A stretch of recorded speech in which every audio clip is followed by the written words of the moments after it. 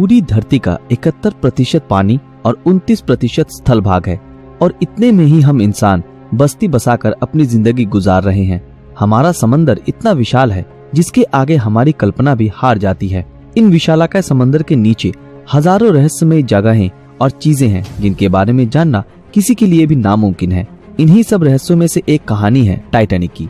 इस जहाज के डूबने के 73 सालों तक किसी को ये पता नहीं चल पाया कि ये जहाज कहाँ डूबा था और किस अवस्था में मौजूद है। 15 अप्रैल 1912 को ये अनोखा जहाज डूबा था। इसके लगभग 73 सालों बाद यानी 1985 में उसे ढूंढा गया, लेकिन इसे ढूंढने के 35 सालों बाद भी इस जहाज को समंदर की गहराइयों से अभी तक निकाला नहीं जा सका है। आज की हमारी इस वीडियो में हम टाइटैनिक जहाज कैसे और क्यों डूबा था इसके बारे में बात नहीं करेंगे, बल्कि ये जहाज आज भी समंदर की गहराइयों से निकाला क्यों नहीं गया इस विषय पर बात करेंगे। तो चलिए शुरू करते हैं। टाइटैनिक जहाज कैसे और क्यों डूबा था इसके बारे में हम सबको थोड़ा बहुत पता तो जरूर है, और इस जानकारी के पीछे सबसे बड़ा हाथ है टाइटैनिक नाम की इस आइकॉनिक मूवी का, जो सन 1997 को रिलीज हुई थी। सन 1912 को टाइटैनिक डूबने के बाद करीब 73 सालों तक वैज्ञानिकों ने इसे ढूंढने की जी तोड़ कोशिश की और कई सारे मिशन भी इसकी तलाश में किए गए, लेकिन किसी को भी कोई सफलता हासिल नहीं हुई।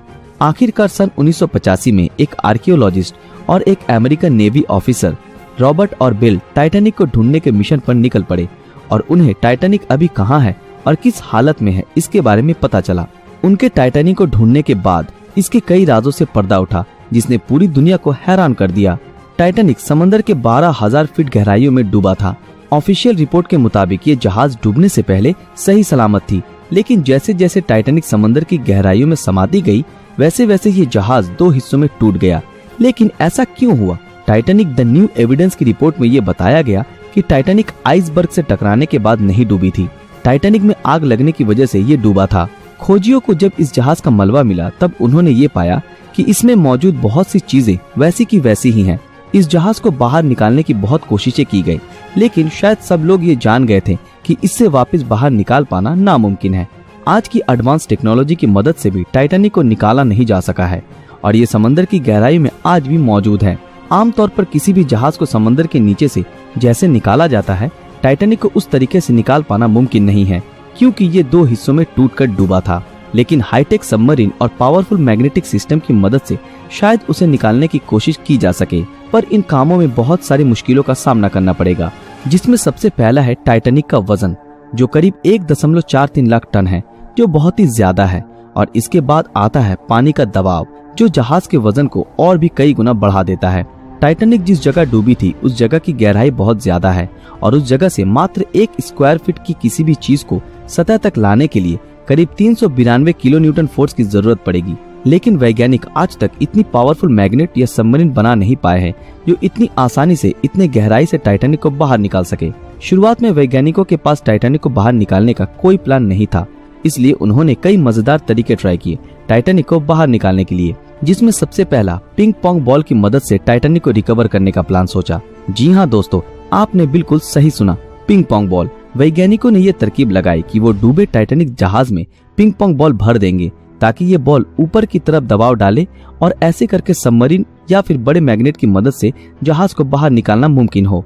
लेकिन तब वैज्ञानिकों के दिमाग में ये बात नहीं आई कि ये पिंग पोंग बॉल समंदर की गहराइयों तक जाते ही पानी के दबाव से फट जाएंगे।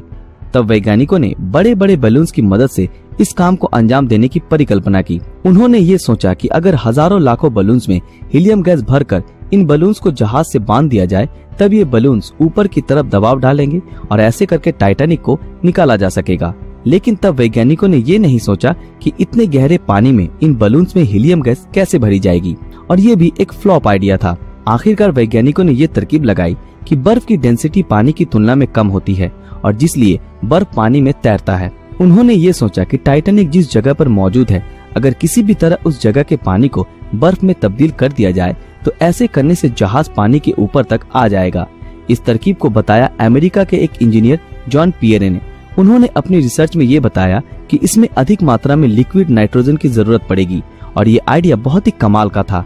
लेकिन ब्रिटिश गैस कंपनी BOC के मुताबिक इस प्रोजेक्ट को अंजाम देने में करीब आधे मिलियन टन लिक्विड नाइट्रोजन की आवश्यकता होगी। और तभी सबके मन में ये सवाल आया कि इतने विशाल मात्रा में लिक्विड नाइट्रोजन को इतनी गहराई तक कैसे ले जाया जाएगा। और अंत में ये प्रोजेक्ट भी कामयाब नहीं हो सका। इसके बाद एक शिप बिल्डिंग कंपनी ने टाइटैनिक को निकालने का एक आइडिया दिया। उनके मुताबिक सबसे पहले टाइटैनिक पे जमे शैवाल को और गंदगी को साफ करना पड़ेगा और इसके लिए एक पावरफुल वैक्यूम क्लीनर जैसी मशीन की जरूरत होगी। इसके बाद एक मजबूत लोहे की मोटी तार से टाइटैनिक को इस बोट से जोड़ देना पड़ेगा और बाकी का काम ये मशीन ही कर देगा। और एक ऐसी सबमरीन का जुगाड़ करना पड़ेगा जिसका टैंक गैस से फुल हो।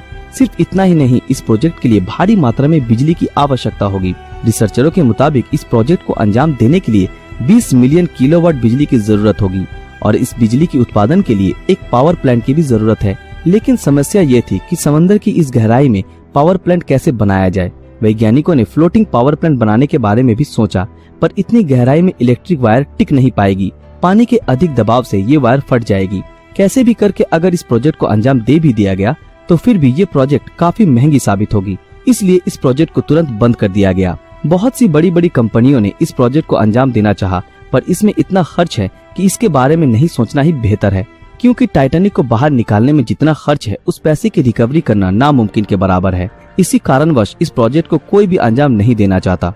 अगर कोई कंपनी इसे निकालकर म्यूजियम में रख भी दे तो भी इसमें किए गए खर्च को रिकवर करने में 100 साल से भी ज्यादा का समय लग जाएगा। हालांकि इस अनोखे जहाज से लोगों की इमोशंस जुड़ी है, लेकिन फिर भी कोई कंपनी इतना बड़ा रिस्क लेना नहीं चाहती। वैज्ञानिकों के मुताबिक बैक्टीरियाओं ने इसके मलबे को खोखला कर दिया है और आने वाले कुछ सालों में ये बैक्टीरिया टाइटैनिक को पूरी तरह तहस नहस कर देंगे। सिर्फ इतना ही नहीं, टाइटैनिक बहुत से सामुद्रिक मछलियों का घर बन चुका है। इसलिए यूनेस्को ने साल 2001 में टाइटैनिक को under water cultural heritage protected site declare कर दिया है। कहा जाता है कि इस जहाज को निकालने में जितना खर्चा होगा उतने पैसे में दूसरी और भी बेहतर जहाज खरीदी जा सकती है और कोई भी कंपनी ऐसी बेवकूफी करना नहीं चाहेगी। वैसे तो इस जहाज को कभी समंदर की गहराइयों से बाहर नहीं निकाला जा सकता और अगर ये जहाज ऐसे समंदर में आने वाले दिनों में भी टिकी रही तो हमारी आने वाली नस्ल भी इसकी रहस्यमयी गाथाओं को जान पाएगी। दोस्तों, आज के लिए बस इतना ही। उम्मीद करते हैं आज की हमारी ये वीडियो आप लोगों को पसंद आई हो। तो फिर मिलते हैं आपके साथ अगले वीडियो में। अगर ये वीडियो आप लोगों को अच्छा लगा तो इस वीडियो को लाइक, कमेंट और ज्यादा से ज्यादा शेयर जरूर करें।